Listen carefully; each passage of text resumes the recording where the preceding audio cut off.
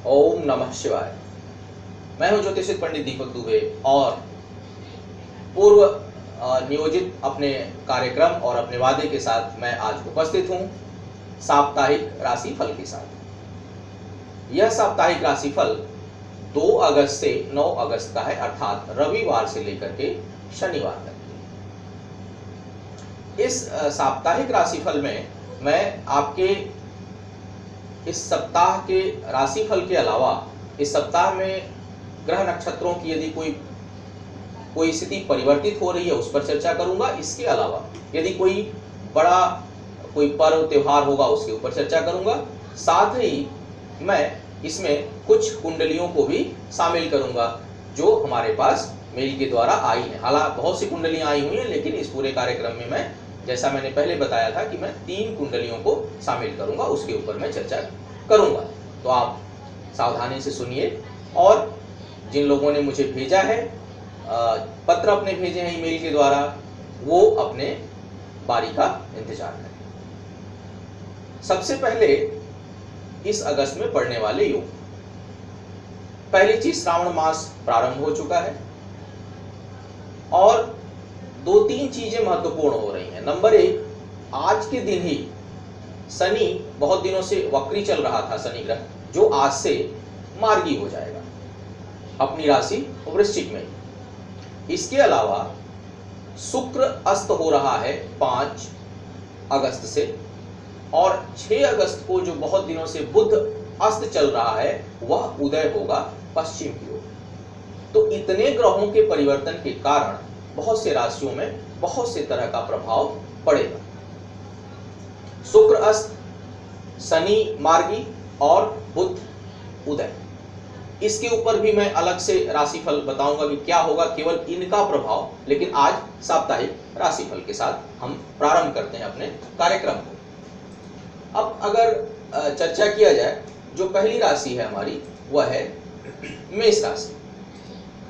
मेष राशि के जातकों के लिए अगर देखा जाए तो यह सप्ताह बहुत ही प्रभावशाली रहने वाला है। विद्या बुद्धि के मामले में आपकी जो स्थिति है वो बहुत तेज रहेगी, और यदि कोई इंटरव्यू या कोई शिक्षा प्रतियोगिता में भाग ले रहे हैं तो उसमें सफलता के बहुत अधिक आसार बने हुए हैं। अपने जो उच्च अधिकारी हैं बहुत समय से वो रूठे हुए थे आपसे, लेकिन जैसे ही शनि मार्गी होंगे, क्योंकि शनि अष्टम में हो रहे हैं और 10th भाव में उनकी दृष्टि जा रही है, तो उसका प्रभाव भी आपके ऊपर पड़ेगा और वह पॉजिटिव रूप में आपके ऊपर प्रभाव पड़ेगा। यानी जो आपके बड़े अधिकारी आपसे रुष्ट थे या किसी बात से नाराज थे, वह अब स्थिति बदलने वाली है, यानी वो फेवर में हो जाएंगे। तो उच्च अधिकारी, बड़े लोगों का आपको सब सहयोग मिलेगा और कार्य व्यापार में सफलता का योग बना हुआ। अगली राशि की बात करूं वृषभ राशि की, तो वृषभ राशि के जातकों के लिए शनि का मार्गी होना वैवाहिक जीवन के लिए बहुत अच्छा संकेत नहीं दे रहा है। इसके अलावा चंद्रमा की स्थिति जो है वो भाग्य स्थान और राज्य स्थान और आय भाव पर आएगी। तो चंद्रमा के इस मूवमेंट के कारण आपके भाग्य में कुछ लाभ होगा, पराक्रम में वृद्धि होगी, भाई बहनों से बहुत अच्छा सहयोग मिलेगा, लेकिन कर्ज लेने की स्थिति से आपको बचना चाहिए। अगली राशि जो है वो मिथुन राशि। मिथुन राशि के अगर जातकों की हम बात करें तो इस सप्ताह के प्रारंभ में थोड़ा सा मानसिक तनाव आपके लिए बढ़ सकता है। अनावश्यक यात्रा से आपको बचना होगा और प्रयास करें कि अपनी बहनों से मेलजोल बढ़ाकर चलें, अन्यथा किसी वाद विवाद में फंस सकते हैं। कुल मिलाकर अगर देखूं तो सप्ताह जो है वो सामान्य है, पराक्रम की वृद्धि और अपने बल बुद्धि पर आगे बढ़ने की क्षमता आपके अंदर बनी रहेगी। अब बात करता हूं अगली राशि अर्थात कर्क राशि। कर्क राशि के जातकों के लिए यदि देखा जाए तो इस सप्ताह में बुद्धि और पराक्रम के बल पर धन लाभ का एक अच्छा योग बना हुआ है।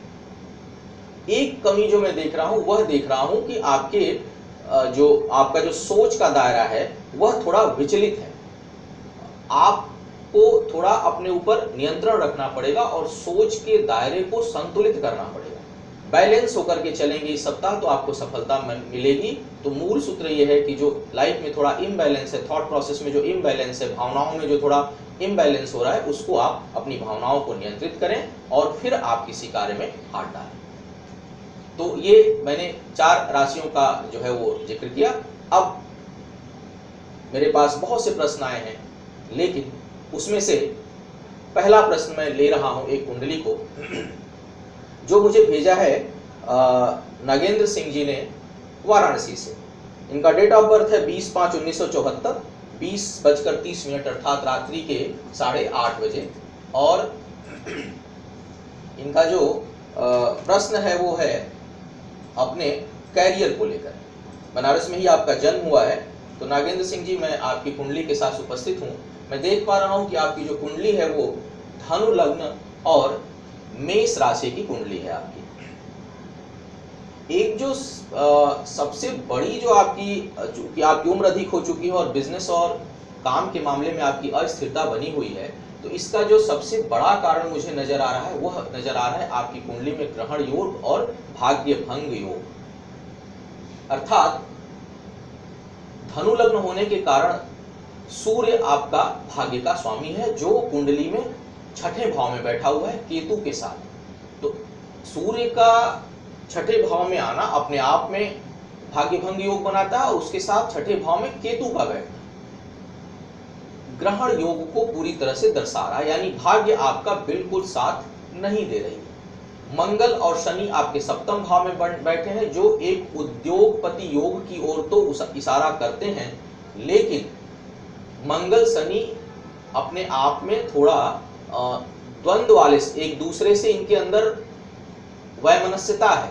तो पार्टनरशिप में आपको उत्थान नहीं मिलेगा। आपको चाहिए कि आप इंडिविजुअल कार्य करें, अपना कार्य करें। एक और जो समस्या मैं आपकी कुंडली में सबसे बड़ी देख रहा हूं, वो देख रहा हूं कि 5 मिनट के अंतर पर आपकी कुंडली परिवर्तित हो रही है। यानी अगर आपका जन्म रात को 8:30 के बजाय 8:25 पर हुआ है, तो आपकी कुंडली पूरी तरह से बदल जाएगी और यह कुंडली धनु लग्न के बजाय वृश्चिक लग्न की हो जाएगी। वृश्चिक लग्न की अगर ये कुंडली होती है, उस स्थिति में राहु आपके लग्न में विद्यमान होगा और गोचर में वर्तमान में शनि भी आ जाएगा। वर्तमान में शनि यदि गोचर में आपके है, यानी अगर अब छोटी सी चीज से भी आप जान लें कि यदि पिछले साल 2014 नवंबर से आपकी मानसिक स्थिति थोड़ी डिस्टर्ब हुई है, आपका स्ट्रेस लेवल बढ़ा है, आपके काम खराब होने शुरू हो गए हैं, तो समझिए कि आपकी कुंडली वृश्चिक लग्न की है। हाँ, भाग्य भंग योग दोनों ही स्थिति में बनेगा, क्योंकि अगर वृश्चिक लग्न होगी तो चंद्रमा भाग्य का मालिक हो जाएगा, धनु लग्न होगी तो सूर्य भाग्य का मालिक हो जाएगा, और दोनों ही 6ठे भाव में बैठे हैं। अगर वृश्चिक लग्न होगी तो चंद्रमा आपके 6ठे भाव में आ जाएगा। तो भाग्य भंग योग तो बन रहा है। आपको यह सलाह दूंगा, पहली चीज ये कि यदि किसी प्रकार का राहु मंगल शनि की युति अच्छी नहीं होती है तो शस्त्राघात से बचना है, और यदि किसी भी प्रकार का व्यसन है तो उसे छोड़ दें, क्योंकि कुंडली ऐसे ही ग्रहण योग की कुंडली बनी हुई, सूर्य और केतु का एक साथ बैठना कुंडली के ग्रहण योग को दर्शाता है और साथ में किसी प्रकार के अनिष्ट की ओर भी संकेत कर रहा है। मुझे लगता है कि आपको थोड़ा जो है शुक्र आपका बहुत उच्चस्थ है, उच्च भाव में बैठा हुआ है, तो व्यसन से आपको दूर रहना है। आपका एक प्रश्न और था कि मैं क्या कार्य करूं। मैं देख रहा हूं कुंडली में मंगल और शनि की स्थिति बहुत अच्छी है आपकी। मंगल शनि की स्थिति अच्छी होने के कारण मैं आपको जमीन जायदाद संबंधी कार्यों का सलाह दूंगा कि आप जमीन जायदाद संबंधी, पेट्रोलियम संबंधी, ऑयल संबंधी, गैस संबंधी इस तरह की चीजों में आप हाथ डालें तो आपको लाभ मिलेगा। उम्मीद है आपको जो है वो इससे लाभ मिलेगा। और लेकिन मेरी एक सलाह जरूर होगी कि आप अपनी कुंडली के समय का जरूर वेरिफिकेशन कराएं, अन्यथा इसके परिणाम बताने में किसी भी ज्योतिषी को कठिनाई होगी कि आपका जन्म 8:25 रात को हुआ है या 8:30 पर हुआ है। तो उम्मीद है आपको आपका उत्तर मिल गया होगा। अब आगे पुनः चलते हैं राशियों के ऊपर। कर्क राशि तक हो चुकी थी, अब सिंह राशि वालों की बारी है। सिंह राशि वालों के लिए यह समय बहुत अच्छा नहीं जा रहा है आपके लिए, क्योंकि ग्रहों की जो स्थितियां हैं वह आपके मानसिक संतुलन को थोड़ा विचलित किए हुए हैं। जोश बहुत अधिक है, उत्साह बहुत अधिक है, लेकिन वह रोज परिवर्तित हो रहा है। तो आपको जो सबसे अधिक आवश्यकता मुझे लग रही है वह लग रही है कि आप अपने सोच को नियंत्रित करें, थॉट प्रोसेस को नियंत्रित करें, अपने क्रोध को नियंत्रित करें, अपने आवेश को नियंत्रित करें और उसके बाद आप आगे बढ़ें। साथ ही इस सप्ताह दक्षिण दिशा की यात्रा से आपको बचना है और वाहन चलाते समय बेहद सावधानी बरतनी है। रात्रि के समय की यात्रा है तो मैं तो सलाह दूंगा कि आप रात्रि के समय की यात्रा जो है वो ना करें और विशेष करके अकेले तो बिल्कुल ही ना करें।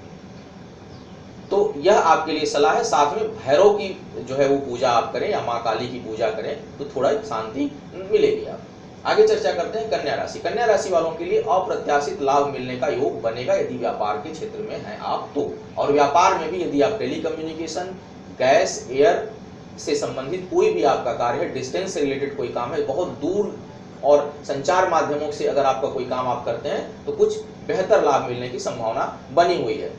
एक चीज और, अपने परिवार के साथ मिलकर चलिए। कहीं न कहीं परिवार के साथ आपका डिस्टेंस हो रहा है, उस पर आपको सावधानी रखनी होगी। अब बात करते हैं तुला राशि के जातकों की।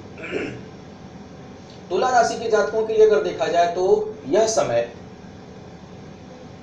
व्यय पर नियंत्रण रखने का है, क्योंकि व्यय मुझे लगता है कि बहुत अधिक और अप्रत्याशित होने की संभावना बन रही है और आय में कुछ जो है वो कमी आने की संभावना बनेगी।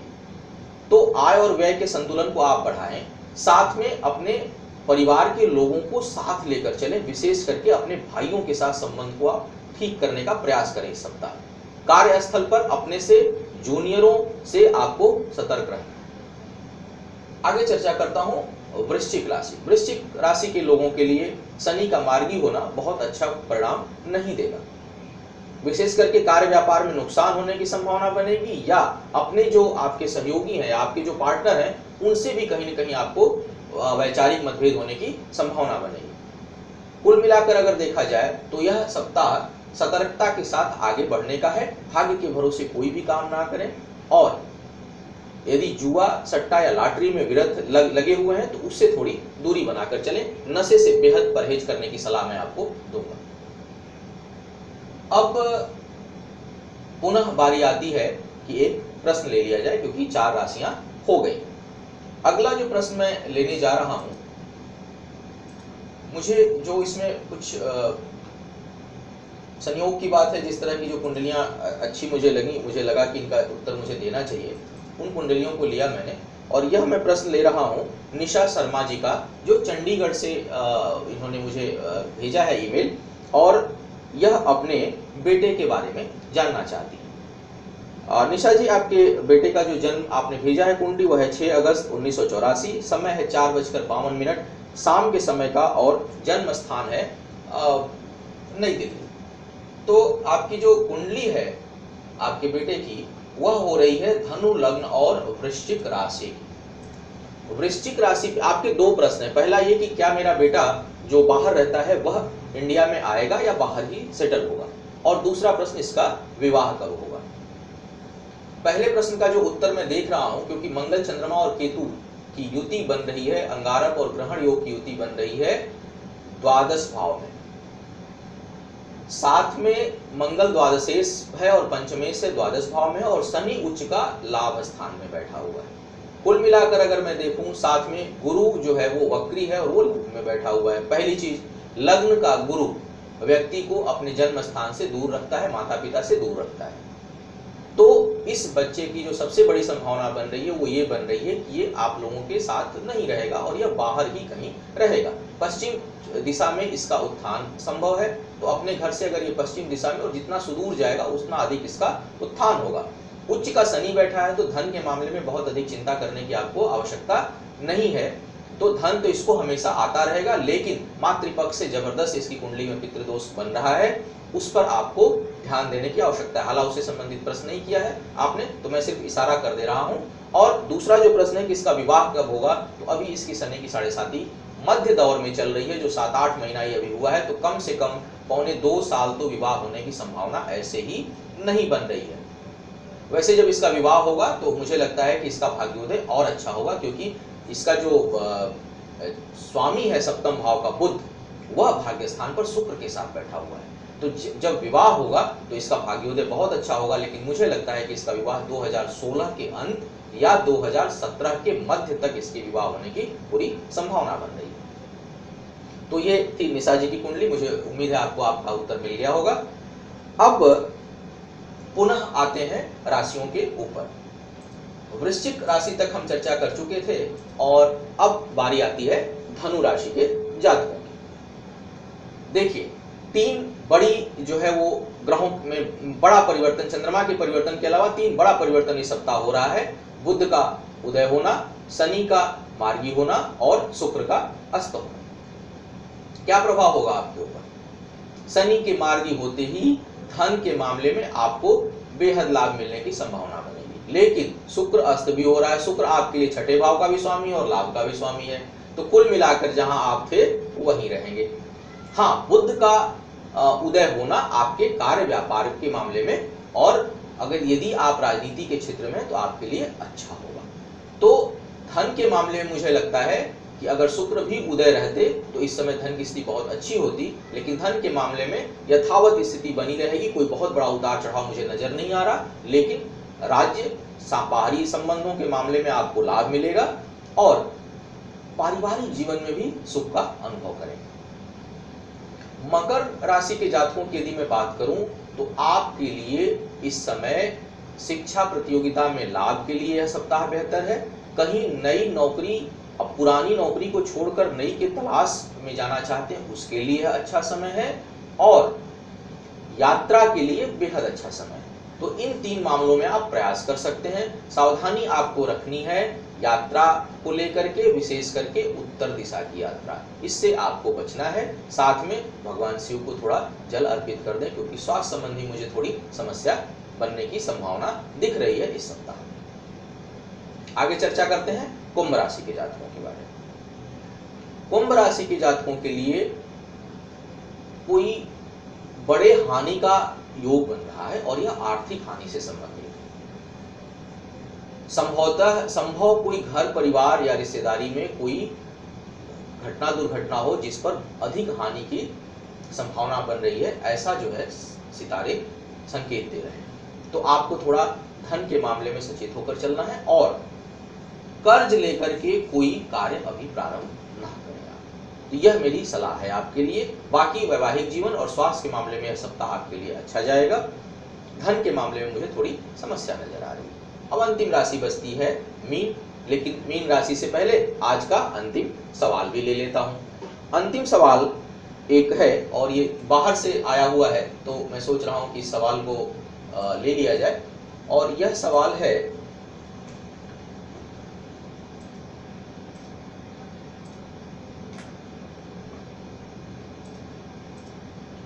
अर्चना राठौर जी का इटली से।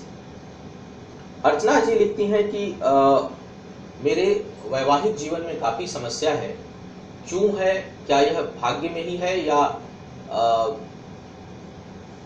कुछ ऐसे परिस्थितिवश बना है, इस विषय को जानना चाह रही हैं, और क्या यह ठीक हो भी पाएगा या नहीं होगा। अर्चना जी, आपकी कुंडली में मैं देख रहा हूं कि पूर्ण काल सर्प दोष बन रहा है। धनु लग्न की आपकी कुंडली है और कुंभ राशि की कुंडली बनी हुई। धनु लग्न की कुंडली है और 4 ग्रह आपके बैठे हुए हैं छठे भाव में। केतु आपके सप्तम भाव में है और सप्तमेश बुध छठे भाव में बैठा है। इसमें क्या समस्या आ रही है कि यह इस कुंडली में विवाह भंग योग पूर्ण रूप से बना हुआ है। तो आपने लिखा था कुंडली मिलाकर विवाह हुआ था लेकिन बहुत अधिक परेशानी हुई। तो मैं हमेशा यह बात बोलता हूं कि कुंडली मिलाना ही पर्याप्त नहीं होता कभी भी, क्योंकि कुंडली मिलाने के अलावा आपको सप्तमेश और सप्तम भाव की स्थिति को देखना अति आवश्यक है। तो अर्चना जी, आपके लिए जो मेरा जो उत्तर है वो यही है कि मुझे आपके वैवाहिक जीवन में जो है वो तनाव बढ़ता हुआ ही नजर आ रहा है और मुझे लगता है कि इस विवाह को बचाना अत्यंत ही कठिन होगा।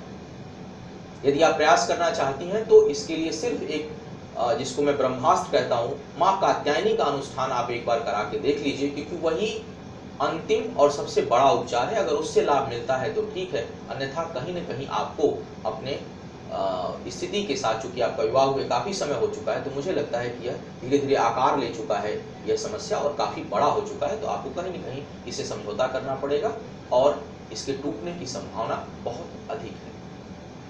तो ये सारे प्रश्न लिए थे और अब मैं चलता हूं अपने आज के अंतिम राशि पर, जो है मीन राशि। मीन राशि के जातकों के लिए अगर देखा जाए तो अच्छे संकेत हैं। कहीं अगर विवाह शादी की बात रुकी हुई थी तो उसकी चर्चा जोर पकड़ सकती है और कहीं नए रिश्ते का प्रस्ताव आ सकता है। जो लोग प्रेम की तलाश में थे या कहीं उनसे एक दूसरे से प्रेम संबंध में कहीं कोई वैमनस्यता आई हुई थी, वह अब सुधरेगा और एक दूसरे के प्रति लगाव बढ़ेगा। धन के मामले में भी यह सप्ताह बेहतर जाने की संभावना मुझे नजर आ रहा है और संतान को लेकर के थोड़ी समस्या का योग बनेगा, किसी न किसी प्रकार का कष्ट बनेगा। आपके लिए सबसे बेहतर उपचार जो मुझे नजर आ रहा है वह यह होगा कि आप भगवान शिव को थोड़ा दूध और गंगा जल चढ़ाएं। वैसे भी सावन का महीना है तो आप उन्हें अर्पित करें, इससे आपके वर्तमान समय में काफी सुधार होगा। तो यह था इस सप्ताह का राशिफल आप सभी के लिए। उम्मीद है आप सबको मार्गदर्शन मिलेगा। और हाँ, यदि आप चाहते हैं कि इस कार्यक्रम में मैं आपके प्रश्न को शामिल करूं तो आप मुझे ईमेल कर सकते हैं। ईमेल का हमारा जो पता है वह है astrotipsindia@gmail.com, जो हमारे इस वीडियो में नीचे लिखा हुआ भी आपको मिल जाएगा। इसके अलावा इस वीडियो के साथ जो एक नंबर दिया गया है, आप उसे चाहें तो नोट कर लें, 9909111538। मैं फिर से रिपीट कर रहा हूँ, 9909111538। यह मेरा ऑफिशियल नंबर है। इस पर आप व्हाट्सएप भी कर सकते हैं या मैसेज भी भेज सकते हैं अपने प्रश्न के साथ। तो इन्हीं विषयों के साथ मैं आज के इस कार्यक्रम को समाप्त करना चाहता हूं, आपसे विदा लेना चाहता हूं। अगले सप्ताह पुनः मुलाकात होगी किसी नए विषय और किन्हीं नई कुंडलियों के साथ। तब तक के लिए यह सप्ताह आपका शुभ हो, मंगलमय हो। इन्हीं शुभकामनाओं के साथ विदा ले रहा हूं, पुनः मुलाकात के वादे के साथ। ओम नमः शिवाय।